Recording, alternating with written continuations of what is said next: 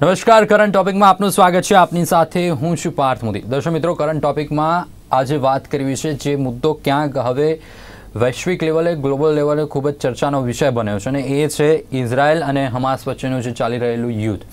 Gaza strip અને ત્યાંથી છોડાયેલી જે 5000 મિસાઇલોને એકાએક 7મી ઓક્ટોબરે જે રીતે ઇઝરાયલ પ્રાઇમ મિનિસ્ટરે સ્ટેટ ઓફ વોર ડિક્લેર કર્યું, અને એના પછી જે પરિસ્થિતિઓ સમગ્ર વિશ્વની અંદર જોવા મળી, એક ઘણી બધી પરિસ્થિતિઓ એવી છે કે લોકો હવે ક્યાંક એક બાજુ શાંતિની અપીલ કરી રહ્યા છે, તો બીજી બાજુ વૈશ્વિક લેવલે એવા પણ અણસાર જોવા મળી રહ્યા છે કે લોકો એવું વિચારી રહ્યા છે કે આ વર્લ્ડ વોર 3ની શું શરૂઆત છે. થોડા સમય પહેલાં, ગયા વર્ષની વાત કરીએ તો વર્ષ પહેલાં આપણે રશિયા અને યુક્રેનના વોરમાંથી બહાર આવ્યા. જ્યાં હજુ વોર તો શાંત નથી થયું, એ વોર સાયલેન્ટ ઝોન ઉપર ચાલી જ રહ્યું છે, અને બીજી બાજુ હવે ઇઝરાયલ અને હમાસ વચ્ચે પેલેસ્ટાઇન કેટલોક વર્ગ એવો છે જે પેલેસ્ટાઇનના સપોર્ટની અંદર છે. કટ્ટરપંથી જે મુસ્લિમ દેશ છે, મુસ્લિમ બહુમૂલ્યક દેશ છે, એમાં પણ ખાસ કરીને જે કટ્ટરપંથીવાળા દેશ છે એ લોકો ઇઝરાયલના ઓપોઝમાં છે અને પેલેસ્ટાઇનના સપોર્ટ એટલે કે હમાસના સપોર્ટમાં છે. મહત્ત્વની વસ્તુ એ થાય છે કે આખા આ યુદ્ધની અંદર, આ વોરમાં 84 દેશો જે ઇઝરાયલના સપોર્ટમાં આવ્યા છે, અને 14 એવા દેશો છે કે જે હમાસ કે પેલેસ્ટીનના સપોર્ટમાં છે. પરિસ્થિતિઓ ઘણી વિકટ બની રહી છે, અને પરિસ્થિતિઓ વચ્ચે આની અસર ભારત ઉપર શું પડશે? કારણ કે ઇઝરાયલ સાથે $12 મિલિયન એક ટ્રેડ બિઝનેસ ભારતનો છે. પેલેસ્ટીન સાથે $94 મિલિયન ટ્રેડ ભારત પેલેસ્ટીન સાથે કરી રહ્યું છે. કેવા પ્રકારની અર્થવ્યવસ્થા ઉપર? કારણ કે બીજી બાજુ ઇઝરાયલ એક એવો દેશ કે જે દેશ એવું એની સાખ કે તમામ વિશ્વની અંદર કે એક એવો દેશ છે કે જેની ડિફેન્સ સિસ્ટમ એટલી મજબૂત છે, એટલી સ્ટ્રોંગ છે, મોસાદ કે જેનું ઇન્ટેલ કે એના જે જવાનો છે કે દુનિયામાં કોઈ પણ વ્યક્તિએ ઇઝરાયલ ઉપર હુમલો કર્યો હોય તો એને દુનિયાના કોઈ પણ ખૂણેથી શોધીને એ ખાત્મો કરે છે.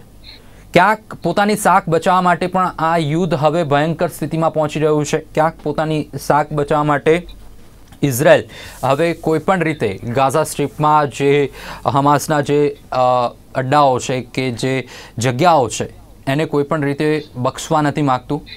એક બાજુ સિવિલિયન્સને કિડનેપ્સ કરવામાં આવ્યા છે, સિવિલિયન્સને રાખવામાં આવ્યા છે, કારણ કે એક નેગોશિએશન બારી હમાસ માટે ઊભી રહે. પરંતુ આ વખતે ઇઝરાયલ એક સ્ટ્રોંગ મોડમાં છે. ઇઝરાયલના જો વાત કરીએ, રક્ષામંત્રી દ્વારા પણ એ કહેવામાં આવ્યું છે કે આ હવે છેલ્લું યુદ્ધ હશે અને આ યુદ્ધ આરપારની લડાઈનું હશે. વધારે વાત નથી કરવી. આપણી સાથે 3 મહાનુભાવો જોડાયા છે. આપણી સાથે કોમોડોર ઉત્પલભાઈ વોરા જોડાયા છે. ઉત્પલભાઈ, આપનું સ્વાગત છે કાર્યક્રમમાં. Thank you so much. Thanks. સાથે આપણી સાથે અર્થશાસ્ત્રી, ચાર્ટર્ડ એકાઉન્ટન્ટ, સીએ સિદ્ધાર્થભાઈ ભટ્ટ આપણી સાથે જોડાયા છે. સિદ્ધાર્થભાઈ, આપનું પણ સ્વાગત છે. અને આપણી સાથે શ્યામ મલિક, जो डिफेंस एक्सपर्ट है, ये पण आपणी साथे जोड़ाया है. मलिक सर, आपका भी स्वागत है कार्यक्रम में. पहली उत्पल सर, पहलो प्रश्न आपने पूछू कि आज परिस्थिति आपणे જોઈ રહ્યા છે રશિયા યુક્રેન વોર પછીની આ સેકન્ડ વોર જે સ્ટેટ ઓફ વોરની પરિસ્થિતિની અંદર આવી ગયું છે, શું પરિસ્થિતિ આવનારા દિવસોમાં વૈશ્વિક લેવલે જોવા મળશે આની?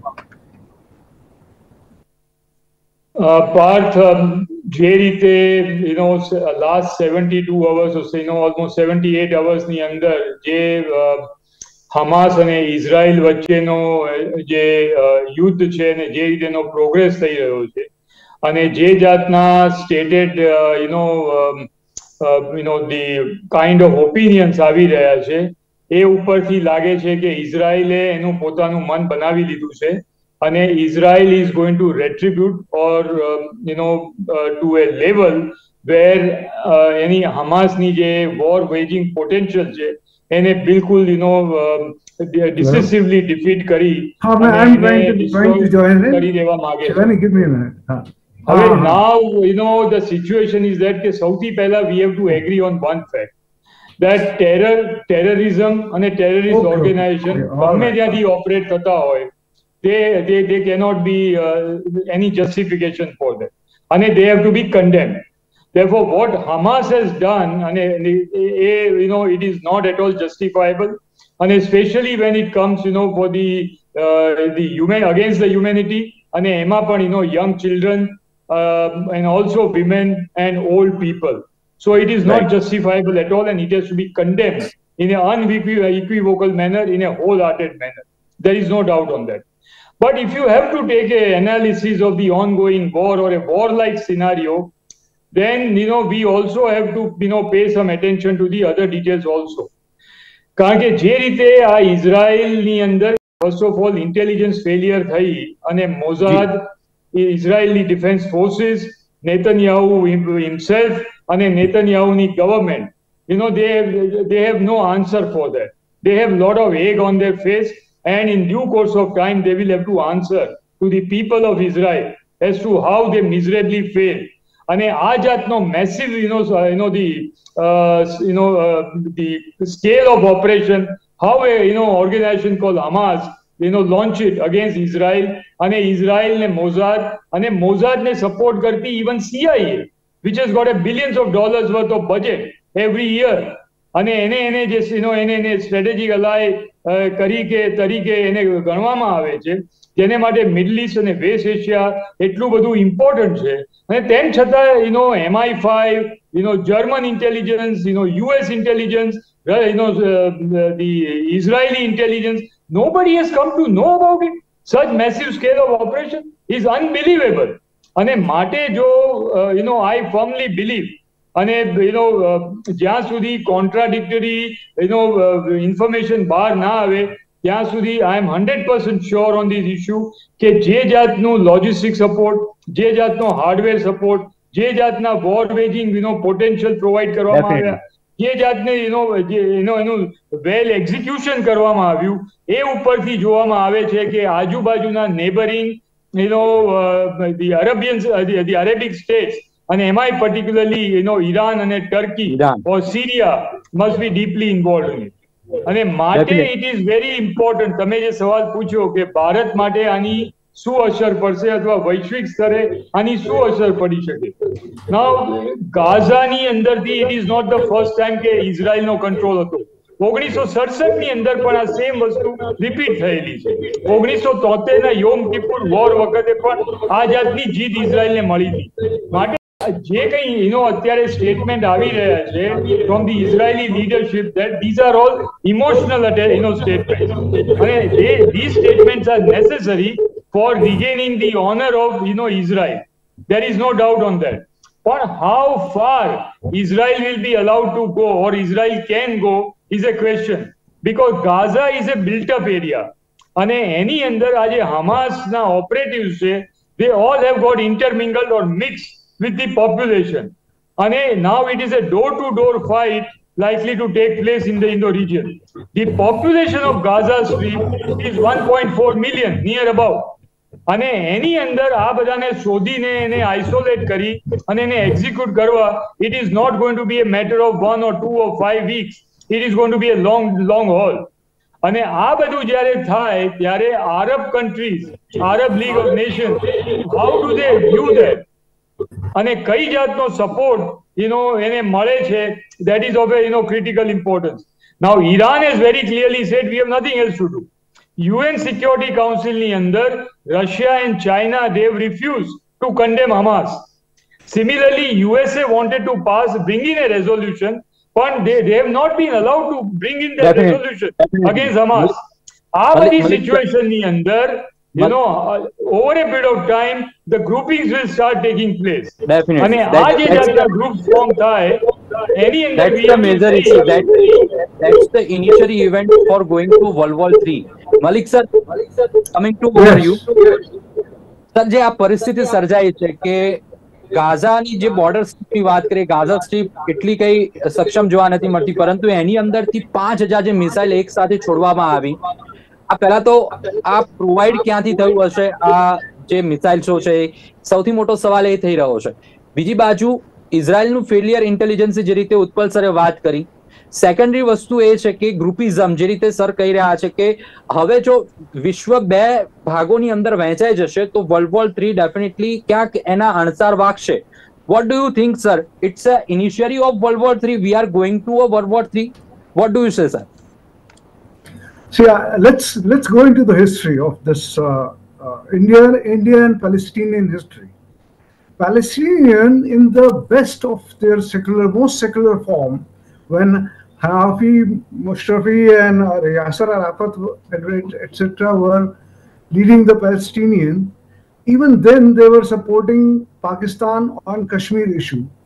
So we have no reason to support Palestinians at all. In their most secular form, they were in support of Pakistan on Kashmir. Today, the radical Palestinian group, which is radical Islamic group, is there. So for them, it is the Islamic Brotherhood. So we need not be apologetic as we used to be earlier about Palestine, and we must stand by the Israeli forces in full strength. Palestinians would never be sincere to India's cause, ever.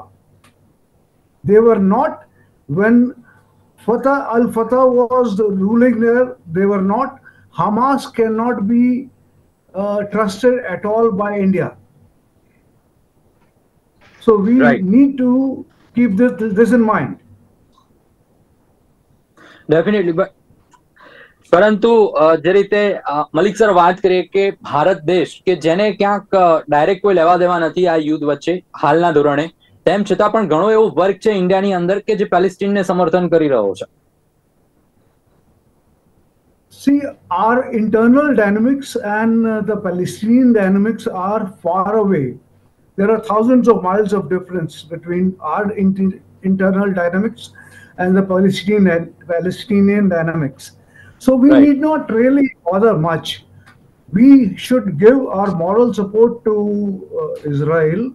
That is there. If there is a material support needed by Israel, we must provide it to them. Please remember, we have to tell the truth. The biggest killing of Palestinians happened at the hands of one Brigadier Zia-ul Haq of Pakistani army. In 1970, he killed 25,000 Palestinians in Jordan on the invitation of the king of Jordan, the then king Hussein of Jordan. So we need to tell this truth to and definitely the Muslim population of India as well as the Palestinians, that there is no Muslim brotherhood anywhere.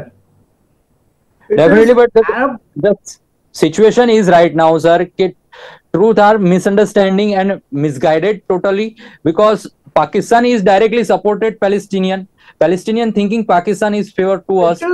Pakistan is providing lip sympathy to them. That's it. If it comes to killing, Pakistani army took money from Jordan and killed 25,000. They have killed 25,000 Palestinians in the past. Definitely. So give them money, they'll go and they'll start fighting for Israel. Also. Okay, sir. So we have to tell this truth to the Muslim population of the world. જે રીતે આ Ukraine રશિયાના વોરમાંથી જ્યારે બહાર આવ્યા કે હવે એક સાયલેન્ટ ઝોનમાં ચાલી રહ્યું છે, એની અસર આપણે જોઈ કે વૈશ્વિક લેવલે ક્રૂડ ઓઇલ પર પડી, અને ખાસ કરીને ભારતે ડિપ્લોમેટિક સ્થળે જે રીતેની એક સમજદારી બતાવી કે ડાયરેક્ટ આયાત કર્યું ક્રૂડ રશિયા પાસેથી, એટલે એટલો બધો ઇમ્પેક્ટ ભારત દેશ ઉપર નથી પડ્યો. પરંતુ જ્યારે હવે જે રીતે વિશ્વના બે ભાગ થઈ જશે, જે રીતે ઘણા બધા ટ્રેડ ચાલી રહ્યા છે ઇઝરાયલ સાથે, ઘણા બધા ટ્રેડ ચાલી રહ્યા છે પેલેસ્ટીન સાથે, આ ટ્રેડની વચ્ચે હવે અર્થવ્યવસ્થાની જોવા જઈએ તો ભારત ઉપર ડાયરેક્ટ કેવી રીતેની અસર આ યુદ્ધને લઈને પડશે, ને આવનારા દિવસોમાં જો આ યુદ્ધ એશિયા પેસિફિકની અંદર આવશે કે એશિયા રિજન્સની અંદર આવશે તો એને લઈને વધારે કેવી અસર થશે? ટૂંકા ગાળાની દ્રષ્ટિએ જોવામાં આવે તો ભારતીય અર્થવ્યવસ્થા ઉપર કઈ ખાસી અસર પડવાની નથી. એનું કારણ એ છે કે યુક્રેન અને રશિયા તો એક શક્તિશાળી દેશો હતા. રશિયા ઉપર આર્થિક પ્રતિબંધો લાગે એટલે રશિયા અને ઇન્ડિયાના રિલેશન, એમના ડિફેન્સ સિસ્ટમ આપણે પ્રોક્યોર કરતા હતા, પ્લસ યુએસએ એને ડોલર એક્સચેન્જ કરવાનું બંધ કરી દીધું, એટલે આપણને ફાઇનાન્શિયલ ટ્રાન્ઝેક્શનમાં નડતરરૂપ બન્યું હતું. અને યુક્રેન પાસેથી આપણે મુખ્યત્વે ખાદ્ય તેલ અને અનાજનો પુરવઠો મગાવતા હતા. તો તો ખાતર મગાવતા હતા, તો રશિયા જોડેથી પણ મગાવતા હતા અને યુક્રેન જોડેથી પણ મગાવતા હતા. એટલે એનું ટ્રેડમાં મિસમેચ થયું, લોજિસ્ટિક ટ્રાન્સપોર્ટેશનમાં ઇસ્યુ થયો, આપણા વિદ્યાર્થીઓ ત્યાં ભણતા હતા, એ બધા ઇસ્યુ થાય. જ્યારે ઇઝરાયલ અને ગાઝા સ્ટ્રીપમાં જે યુદ્ધ થાય છે તો એનો ભારત સાથે સીધો એવો કોઈ ખાસ સંબંધ નથી. હા, મોરલ સપોર્ટ, જેમ અગાઉના નિષ્ણાંતોએ કીધું કે આપણે ઇઝરાયલની માનવતાના ધોરણે આપણે એમની સાથે છે. તો એક નેચરલ સ્ટ્રેટેજિક અલાયન્સ નું થાય છે કે ઇઝરાયલ જોડેથી આપણે બધી ડિફેન્સની ઘણી બધી નવી નવી ટેકનોલોજીઓ સ્વીકાર કરી રહ્યા છે. અને જાણીને નવાઈ લાગશે કે ઇઝરાયલની વસ્તી આપણા અમદાવાદ શહેર કરતા કે એની ઓછી છે, અને જીઓગ્રાફીની દ્રષ્ટિએ આપણા અડધું કચ્છ હોય ને એટલું ઇઝરાયલ છે. પણ એ ખૂબી ઇઝરાયલી યહૂદી લોકોની ખૂબી એ છે કે વિશ્વમાં સૌથી વધારે જો સ્ટાર્ટઅપ આવ્યા હોય ને ઉદ્યોગ ધંધાની દ્રષ્ટિએ અને ડિફેન્સ સેક્ટરના સ્ટાર્ટઅપ, તો એ ઇઝરાયલની ધરતી ઉપરથી આવ્યા છે. અને જો તમને યાદ હોય તો અહીંયા આપણે ગુજરાતમાં આઈકેટ કરીને એક સ્ટાર્ટઅપ સેન્ટર છે, તો એનું ઉદઘાટન કરવા ઇઝરાયલના નેહત્યા નાહુજી આવ્યા હતા, મોદી સાહેબ અને મિસ્ટર નેહત્યા નાહુજી. તો ઇઝરાયલ અને ઇન્ડિયાના ડિફેન્સ સંબંધો આગળ વધી રહ્યા છે. હવે એમાં જયારે આ દખો થયો, આ ઇસ્યુ થયો, એટલે એનું પણ મિસાઇલ્સ કે રશિયાની S-400 મિસાઇલ્સની વાત કરી તો એ રશિયાએ ઇન્ડિયાને પણ આપીને ચાઇનાને પણ. એટલે આવા બધા જે સ્ટ્રેટેજિક ડિસિઝન હોય as far as the defence is concern, તો ભારત માટે એક આર્થિક ફટકો એટલા માટે પડશે કે હવે આ ડિફેન્સ સિસ્ટમ કાં તો ઇઝરાયલ આપશે ને, કારણ કે એની લોકલ સ્તરે એટલી જરૂરત પડવાની છે, અથવા તો ક્યાંક ને ક્યાંક પ્રાઇસ વોરમાં મોંઘું થશે. અને જે તેલની દ્રષ્ટિએ છે ઓઇલ, તો આરબ કન્ટ્રી જો એક થઈ જશે અને એવું લાગશે કે આ યુદ્ધ આગળ વધવાનું છે, રશિયા યુક્રેન ચાલી રહ્યું છે, ઇઝરાયલ પાછું આજુબાજુના દેશોને ધમકી આપે છે કે જો તમે વચ્ચે આવ્યા છો તો તમે ગયા, એટલે ઇજિપ્તને આપી છે, તો એનો પણ ઈરાન સપેટામાં આવ્યું છે. તો આ બધા ઓઇલ ઉત્પાદક દેશો છે, સાઉદી અરેબિયા પિક્ચરમાં છે, એ શાંતિ સુલે કરે છે, પરંતુ ઓઇલના ઉત્પાદનમાં જો કાપ મૂકવામાં આવશે તો પાછા ભાવ ભડકે બળશે. એટલે આપણે તો ઓઇલ ઉત્પાદન ઇમ્પોર્ટ કરીએ છીએ, આપણે બનાવતા નથી. એટલે ફાઇનાન્શિયલ ઇમ્પેક્ટ એ દ્રષ્ટિકોણથી આવશે, ડિફેન્સ અને ઓઇલ, બીજું કશું ફરક નહીં પડે. ડેફિનેટલી. ઓકે, ઉત્પલ સર, જે રીતે ઇઝરાયલ ને એની તો વાત છે કે આપણે ચલો ગાઝા સ્ટ્રીપની વાત કરી કે પેલેસ્ટીનની વાત કરી, પરંતુ ભારત દેશની વાત કરીએ તો ખાલિસ્તાની એક હવે મુવમેન્ટ વધારે સ્ટ્રોંગ બનતી હોય તેવું લાગી રહ્યું છે. કારણ કે કેનેડામાં તમે જુઓ, કેનેડાની અંદર જે સિચ્યુએશન બની અને ઇઝરાયલના આ જે રીતેનો અટેક થયો ઇઝરાયલ ઉપર પેલેસ્ટીન દ્વારા, હમાસ દ્વારા, એના પછી ખાલિસ્તાનીનો એક વિડીયો સામે આવ્યો છે કે આવો જ અટેક અમે પણ કરી શકીએ છીએ. તો આ પરિસ્થિતિ ક્યાંક હવે કેવી રીતે આગળ વધી રહી છે? હવે એના માટે ભારતની જે ડિફેન્સ સિસ્ટમ છે એને કેવી રીતે વધારે સક્રિય થવું પડશે અને કેવી રીતે સ્ટ્રોંગ થવું પડશે? અત્યારે જે હમાસ અને ઇઝરાયલ વચ્ચેની જે સિનારીઓ છે એને ખાલિસ્તાન અને કેનેડાને વચ્ચે લાવવાનો કોઈ અર્થ જ નથી. આ જાતની સિચ્યુએશન ઊભી થાય ત્યારે આ જાતના જે નાના નાના મિનિસ્ક્યુલ ટેરરિસ્ટ ઓર્ગેનાઇઝેશન હોય કે જેને કોઈ પબ્લિક સપોર્ટ નથી પણ એને લિમિટેડ ફંડિંગ ને બધું મળતું હોય, એ પોતાની પબ્લિસિટી અને ગ્લોરિફિકેશન કરવા માટે આ જાતના વિડીયોઝ મીડિયામાં રિલીઝ કરે અને મીડિયામાંથી એને પબ્લિસિટી મળતી હોય. માટે આ બધી વસ્તુમાં એનો અત્યારે ડિસ્ટ્રેક્ટ થવાની કંઈ જરૂર નથી. ભારતના આર્મ ફોર્સિસ, ભારતની પોલિટિકલ લીડરશિપ અને ભારતનું ઇન્ટેલિજન્સ એજન્સીસ બિલકુલ સક્ષમ છે. દે આર ધેર, આ જાતના ઓર્ગેનાઇઝેશન એ લોકોના રડાર પર છે અને ટાઈમ ટુ ટાઈમ જે જાતના ડિસિઝન લેવાવા જોઈએ એ લેવાતા રહેશે. whether it is diplomatically, whether it is politically, whether it is militarily or politico-military diplomatically. માટે આ વસ્તુને અત્યારે આ જાતનો ઇમ્પોર્ટન્સ આપવાની કોઈ જરૂર નથી. This is only a publicity stunt by the bunch of misguided elements which are operating from Canada and few from other Western countries. Of course, you have to be careful about them. You have to keep them under constant surveillance. And that is what the Indian government will do. માટે આ જાતના લોકોથી ખાલિસ્તાની movement ફરી રીઇગ્નાઇટ થઈ જશે અને ભારત માટે બહુ મોટો ખતરો બની રહેશે. આ બધી વસ્તુને ચલાવવાની કે આ બધું વિચારવાની કોઈ જરૂર નથી. Definitely. That's a good sign for us. Malik sir, જે રીતે વાત કરીએ, Malik sir, can you hear me? Yeah. Yes, okay. I'm hearing you. Malik sir, હવે શું લાગી રહ્યું છે? કારણ કે ઇઝરાયલ અને હમાસ વચ્ચેની તો વાત થઈ, ક્યાંક સંબંધ જે રીતે ઉત્પલ સરે વાતચીત કરી કે અત્યારે ક્યાં વધારે ખાલિસ્તાની વિશે વિચારવાની જરૂર નથી, આ ડેફિનેટલી, પરંતુ કેનેડા અને ભારત વચ્ચેના જે એક સંબંધ છે એની અંદર પણ ક્યાંક તણાવ જોવા મળી રહ્યો છે. હવે આવનારા દિવસોની જો વાત કરીએ તો આવનારા દિવસોમાં ભારતનો સ્ટેન્ડ કેવી રીતે તમે જોઈ રહ્યા છો એઝ અ ડિફેન્સ એક્સપર્ટ? ભારતમાં કેટલી મજબૂતી છે? કારણ કે બાયોલેટરલ રીતે, ડિપ્લોમેટિક રીતે તો ભારત એટલું જ સક્ષમ છે, કારણ કે વિદેશ મંત્રી એસ જયશંકરની વાત કરીએ, એનએસએ ની વાત કરીએ, અજીત ડોભાલની વાત કરીએ, both are very strong person. અને જે રીતે ભારતની એક ક્ષમતા છે કે G20 we organise very successfully and we give the message વસુદેવ કુટુંબકમ, કે ભારતમાં બધાએ વિશ્વને એક થઈને રહેવાનું છે, એક મિત્રતાનો સંદેશ આપણે આપ્યો.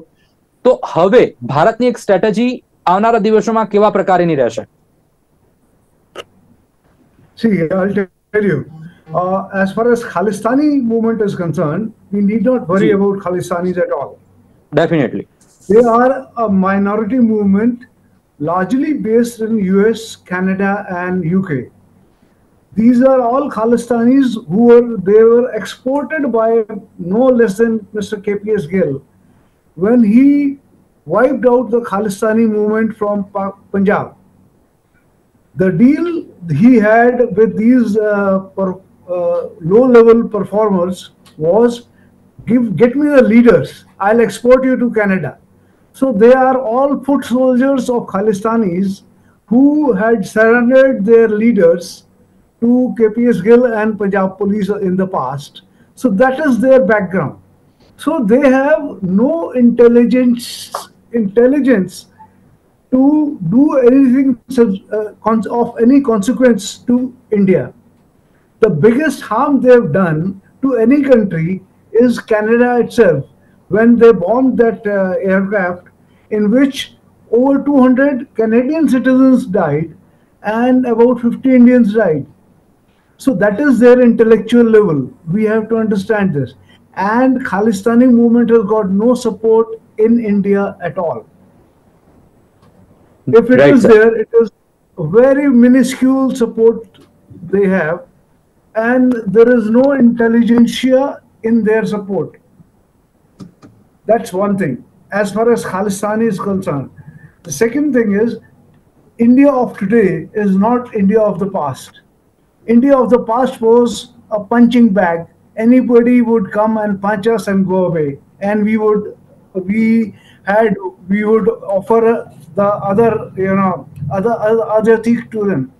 Today, India is a different India. Today, India hits back. And if you observe what Mr. Jaishankar, the language Mr. Jaishankar speaks, and if you observe his body language and his language, verbal language, it is entirely different than what our foreign ministers of the past used to speak like. So we need to recognize this, that we are no longer a punching bag. No one can come and punch us and also surmise us on what we should do and what we should not. We'll give anyone a bloody nose if they come and try to sermonize us. Definitely. Utpal sir, very short. Utpal sir, give me your bite very short. Utpal sir? No, મારે એટલું જ કહેવાનું છે કે in this kind of geopolitical situation and scenario, even let me take one small example of Mr. Netanyahu. He says they have started and we will finish it. This is our 9/11. He is forgetting the fact that US was also, after 9/11, they converted Afghanistan into sand and stones. But after that, they had to depend upon Pakistan for Pakistan brokered agreement in Doha, and then get the people back into Afghanistan. Finally, what happened? As of today, Afghanistan is governed by the most hardcore terrorists of the world, and that is the reality of life. Therefore, whether you are a power or a superpower or a punching bag is of no relevance. What matters is the hardcore geopolitical military reality. And you have to, and what ultimately happened to the USA? A humiliating exit from Afghanistan and also from Iraq. So therefore, one has to be very careful. When the war is going on, you can make this kind of emotional statement for the consumption of the local people, for regaining the honor of Israel and Israelis. But if it doesn't transform that way in reality, the reality is that you have to worry about the regional scenario. If all Arab countries they get together, the peace in in the Middle East and West Asia goes for a tumble, and therefore everybody is now requesting United States that prevail upon Israel and do not let them cross the limit. Because are you going to wipe out 1.4 million civilians from Gaza Strip? Is it practically possible? And what is the difference between Gaza and West Bank? West Bank is PLO. And are you aware? Or let us tell the viewers that Hamas is a creation of Mossad, and Israelis have agreed for that on record in the past. And now the Hamas has turned the bad boy. So therefore the whole world is on a different the equilibrium altogether. In reality, it doesn't work out that way. You have to ultimately worry about the USA and the superpowers. As of today, if China and Russia and Iran exist, along with Turkey and Libya and Syria, if they get together, you are up for an absolutely garden path. Definitely, sir. Life is not that simple that as we think. Americans also thought that way. But see how, despite being the most, the colossal military, diplomatic, political power of the world, what kind of humiliation they faced in Iraq, Syria.